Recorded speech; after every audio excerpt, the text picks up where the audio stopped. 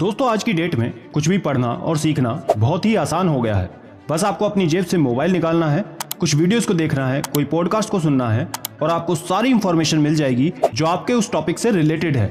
लेकिन बात यह है कि इतनी सारी इंफॉर्मेशन हम ले तो लेते हैं, लेकिन ज़रूरत के समय हमें कोई याद ही नहीं आती। फॉर एग्जाम्पल, आप किसी एग्जाम की तैयारी कर रहे हो और आप ज़्यादा से ज़्यादा पढ़ तो रहे हो लेकिन याद रहता ही नहीं, या फिर आप कोई ऐसी ही वैल्यूएबल वीडियो देख रहे हो तो वक्त के साथ मेमोरी में चीज़ें स्टोर होने की जगह निकलती रहती हैं, इरेज होती रहती हैं। चलो अब ज़रा एक बात ये सोचो कि भगवान आपको एक ऐसी शक्ति दे दे जिससे आप जो भी पढ़ें वो हमेशा के लिए याद रह जाए, तो फिर कैसा होगा। तो आज की इस वीडियो में हम कुछ ऐसी ही साइंटिफिकली प्रूवन टिप्स, हैक्स के बारे में बात करेंगे जो आपको ऐसी पावर तक पहुंचा सकती है। तो बस वीडियो को आखिरी तक फुल फोकस के साथ 5 मिनट देख लो और आखिरी के पॉइंट को गलती से भी छोड़कर मत जाना। वीडियो शुरू करने से पहले कमेंट में जोरदार जय हिंद जरूर लिख दो। पॉइंट नंबर 1, दोस्तों हमारे दिमाग का लर्निंग प्रोसेस एकदम सिंपल है। जब भी हमें कोई इंफॉर्मेशन दी जाती है तो वो सबसे पहले ह्यूमन ब्रेन की शॉर्ट टर्म मेमोरी में जाती है, उसके बाद वो लॉन्ग टर्म मेमोरी में जाती है। जब भी दिमाग को कोई इंफॉर्मेशन ढूंढनी होती है तो वो सबसे पहले शॉर्ट टर्म मेमोरी में चेक करता है, उसके बाद वो लॉन्ग टर्म मेमोरी में ढूंढने के लिए जाता है। अब प्रॉब्लम ये नहीं है, प्रॉब्लम ये है कि आपका जो दिमाग होता है वो शॉर्ट टर्म मेमोरी में स्टोर्ड 24 घंटे की इंफॉर्मेशन को धीरे धीरे डिलीट करने लगता है और जो चीज इसे जरूरी लगती है उसे वो लॉन्ग टर्म मेमोरी में रजिस्टर करता जाता है, जिससे जब आपको इसकी जरूरत हो तो ये आपको याद रह जाता है। ये होता है बेसिक लर्निंग का फंडा।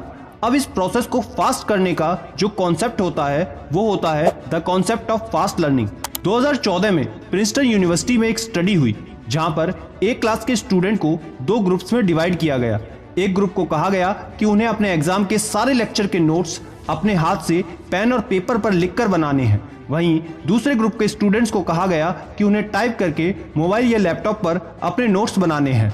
अब क्योंकि टाइप करना नोट टेकिंग के प्रोसेस को फास्ट कर देता है जिसमें बहुत कम एफर्ट्स लगते हैं, अब इसका फायदा यह हुआ कि ग्रुप 2 ने पहले ग्रुप के मुकाबले 2 गुना ज्यादा नोट्स बनाए। इस स्टडी का मेन कॉन्सेप्ट ये था कि कौन से मेथड से सबसे ज्यादा अच्छे रिजल्ट्स आते हैं, जिसमें देखा यह गया कि जिन लोगों ने हाथों से पेन पेपर पर नोट्स बनाए थे उन लोगों ने ग्रुप 2 से 2 गुना ज्यादा अच्छा स्कोर किया जिन्होंने टाइप करके नोट्स बनाए थे। रिसर्चर्स ने बताया कि ऐसा इसलिए हुआ क्योंकि पहले ग्रुप ने नोट्स बनाने में दूसरे ग्रुप से ज्यादा एफर्ट किए थे, जिसके कारण उनके पास उस इंफॉर्मेशन को अपनी लॉन्ग टर्म मेमोरी में प्रोसेस करने का ज्यादा टाइम मिला। और किसी भी चीज को सबसे ज्यादा जल्दी सीखने का यही सीक्रेट होता है। आप जितनी तेजी से किसी भी चीज को अपनी शॉर्ट टर्म मेमोरी से लॉन्ग टर्म मेमोरी में ट्रांसफर कर पाओगे, आप उतनी ही तेजी से उसको सीखोगे और उस चीज को सीखने में आपको और ज्यादा एफर्ट डालना होगा। फॉर एग्जाम्पल, आपके साथ ऐसा जरूर होता होगा कि आपने एक पेज पढ़ा होगा और जब दूसरे पेज को पलटते हो वैसे ही पहले पेज पर जो पढ़ा था वो सब भूल जाते हो। इसी तरह आपने YouTube पर कोई काम की वीडियो देखी और कुछ दिनों बाद, कुछ महीनों के बाद आप भूल गए कि आपने उस वीडियो में क्या देखा था या क्या सीखा था। लेकिन उसी के साथ अगर आप किसी चीज को देखते वक्त या फिर किसी सोर्स से पढ़ते वक्त उसके साथ साथ एक पेन पेपर लेकर नोट्स बनाते हैं और उस पेज को बार बार पढ़ते हैं, या फिर एक वीडियो देखने के बाद उस वीडियो को अपने दिमाग में समराइज करते हो या फिर कमेंट करके अपनी लैंग्वेज में उसे एक्सप्लेन करके लिखते हो, तो आप उस इंफॉर्मेशन के प्रति ज्यादा कॉन्शियस रहते हो और ज्यादा समय तक आप उस चीज पर फोकस करते हो बजाय कि आप माइंडलेसली घंटों YouTube पर वीडियो देखने के। Even founder of quick learning and brain coach gym quick भी पेन पेपर से लिखे नोट्स को ही फास्ट लर्निंग का सही तरीका मानते हैं और अपने लाखों स्टूडेंट्स को भी यही रिकमेंड करते हैं। लेकिन यहाँ पर एक कैच है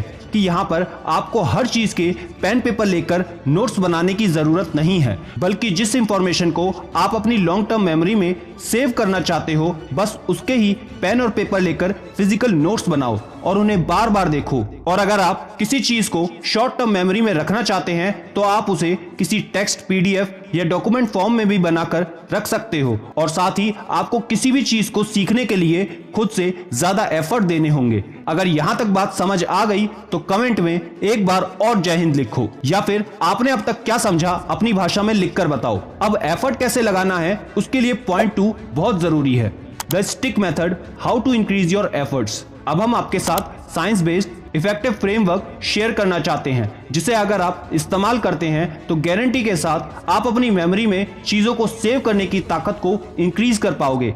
इस फ्रेमवर्क का नाम है stick, where S stands for spacing. एक स्टडी में 2 लोगों के ग्रुप को क्रिएट करा गया, जहां पर उन दोनों ग्रुप्स को स्पेनिश के कुछ वर्ड्स को सीखने के लिए कहा गया। अब हुआ ये कि एक ग्रुप को उन शब्दों को याद करने के लिए ओनली 1 दिन का समय दिया गया, जिसमें उनके पास मात्र 8 घंटे थे उन शब्दों को याद करने के लिए। वहीं दूसरी तरफ दूसरे ग्रुप को उन शब्दों को याद करने के लिए 1 दिन में 4 घंटे दिए गए और 1 महीने बाद फिर से 4 घंटे दिए गए। अब दोनों ही ग्रुप्स को टेक्निकली शब्दों को याद करने के लिए 8 घंटे का समय दिया गया। बस फर्क सिर्फ इतना था कि पहले ग्रुप ने लगातार 8 घंटे स्पेंड किए उन शब्दों को याद करने के लिए, और वहीं दूसरे ग्रुप ने स्पेसिंग मेथड को इस्तेमाल किया और उन शब्दों को याद करने के लिए 1 महीने का स्पेस ले लिया, जिसका रिजल्ट बहुत ही शॉकिंग था। 8 साल बाद दोनों ही ग्रुप्स को एक टेस्ट देने के लिए बुलाया गया, जहां रिसर्चर्स ये देखना चाहते थे कि 8 साल पहले 8 घंटे की लर्निंग में उन्हें कितना याद है। जिसका रिजल्ट ये पाया गया कि सेकंड ग्रुप जिन्होंने स्पेस्ड प्रैक्टिस की थी उसने पहले ग्रुप से 250% ज्यादा अच्छा परफॉर्म किया। इस स्टडी से साइंटिस्ट ने द फॉरगेटिंग कर्व के कॉन्सेप्ट को क्रिएट किया, जिससे यह साबित हुआ कि हमारा दिमाग इस हिसाब से काम करता है कि अगर आप एक मेमोरी को रिविजिट नहीं करोगे तो वो मेमोरी फेड हो जाएगी। इसलिए आपको किसी भी चीज को अपनी शॉर्ट टर्म मेमोरी से लॉन्ग टर्म मेमोरी में ट्रांसफर करने के लिए उस चीज को गैप दे देकर अपने ब्रेन को याद दिलाना होगा। T stands for testing. 2011 की जर्नल ऑफ साइकोलॉजी में पब्लिश हुई एक स्टडी के मुताबिक एक क्लास में एग्जाम देने से पहले स्टूडेंट्स को अपने नोट्स को 3 बार रिव्यू करने को कहा गया, जहां उन्होंने अच्छे से रिवीजन किया और 3 बार अपने नोट्स को बार बार पढ़ा और उसके बाद उन्होंने अपना फाइनल एग्जाम दिया। जिसके बाद पता ये चला कि उस क्लास के स्टूडेंट्स ने बहुत ही एवरेज परफॉर्म किया, जहां सभी स्टूडेंट्स का एवरेज स्कोर C+ था। वहीं सिमिलर क्लास के स्टूडेंट्स के एक ग्रुप को यह कहा गया कि वो अपने एग्जाम से पहले 3 मॉक टेस्ट देंगे, जहां उन्हें एग्जाम से रिलेटेड कुछ पॉप क्विजेस दिए जाएंगे जो उनकी नॉलेज को टेस्ट करेंगे। तो रिवीजन देने की बजाय उन्होंने 3 बार मॉक टेस्ट दिया, जिसके बाद इस ग्रुप के स्टूडेंट्स का एवरेज स्कोर A- था, जो कि पहले ग्रुप के मुकाबले बहुत ज्यादा अच्छा था। अब ऐसा इसलिए हुआ था क्योंकि जब आप किसी भी इंफॉर्मेशन को बार बार पढ़ते हो तो आप नॉलेज को ज्यादा से ज्यादा अपने दिमाग में स्टोर कर रहे होते हो, लेकिन एग्जाम में आपका टास्क ये नहीं होता कि आपको अपने नॉलेज को अपने दिमाग में स्टोर करना है, बल्कि आपको उस टाइम पर उस नॉलेज को याद करके उसे यूज करना होता है और सेल्फ टेस्ट करके अपने दिमाग को टेस्ट करके आप अपने दिमाग को ट्रेन करते हो। जब भी आप पढ़ रहे होते हैं या किसी कॉन्सेप्ट को लर्न कर रहे होते हो तो किसी भी इंफॉर्मेशन को याद करने की बजाय आप अपनी नॉलेज को टेस्ट करो कि इससे रिलेटेड एग्जाम में क्या प्रॉब्लम आ सकती है या फिर आपकी लाइफ में इसको आप कैसे इस्तेमाल कर सकते हो। इसके लिए आपको मैं बार बार टेस्ट सीरीज लगाने और प्रीवियस ईयर पेपर्स को सॉल्व करने के लिए इंस्टाग्राम पर हर संडे 6 बजे लाइव आकर बोलता रहता हूं। जितने लोगों ने मुझे इंस्टाग्राम पर फॉलो किया है वो ये बातें जरूर जानते होंगे। अगर आपने अभी तक फॉलो नहीं किया तो लिंक डिस्क्रिप्शन और कमेंट में है। हमारी इंस्टाग्राम आईडी है @CDMania-Infotainment, क्योंकि कुछ बातें जो मैं वीडियोस के द्वारा नहीं बता पाता वो मैं लाइव आकर बता देता हूं। आई स्टैंड्स फॉर इंटरलीविंग। इमेजिन करो कि आप कोई नई भाषा सीख रहे हो। फॉर एग्जाम्पल आप स्पेनिश भाषा सीख रहे हो, जहां पर आपने कोई स्पेनिश फ्रेज को सीखा, तो आप क्या उसका मीनिंग समझकर बार बार उसे बोलकर याद करने की कोशिश करोगे और उसके अगले फ्रेज पर जाओगे। लेकिन according to the latest science of learning के मुताबिक यह तरीका बिल्कुल गलत है। अगर आप किसी स्पेनिश फ्रेज को सीखना चाहते हो तो आपको उससे रिलेटेड कई सारे फ्रेजेस को एक साथ सीखना होगा। फॉर एग्जाम्पल, आपने गुड मॉर्निंग बोलना सीखा, जिसमें आप बुएनोस दियास, जिसका मतलब गुड मॉर्निंग होता है, उसे बार बार बोलने की बजाय आपको उसके साथ ही good afternoon, good evening, good night, इन सबको एक साथ सीखना चाहिए। क्योंकि जब आप एक साथ सिमिलर कॉन्सेप्ट को सीखने की कोशिश करते हो तो आपका दिमाग ऑटोमेटिकली उन सब में कनेक्शन बनाने की कोशिश करता है और आपके लिए पर्टिकुलर एक इंफॉर्मेशन को याद करने की बजाय एक साथ सिमिलर इंफॉर्मेशन को याद करना आसान हो जाता है। C stands for categorising. एक स्टडी में एक ग्रुप के स्टूडेंट्स को याद करने के लिए कुछ शब्द दिए गए, वहीं दूसरे ग्रुप को भी सेम शब्द दिए गए, लेकिन साथ ही उन्हें यह कहा गया कि इन शब्दों को याद करने के साथ साथ उन शब्दों को अच्छे से कैटेगराइज भी कर दें।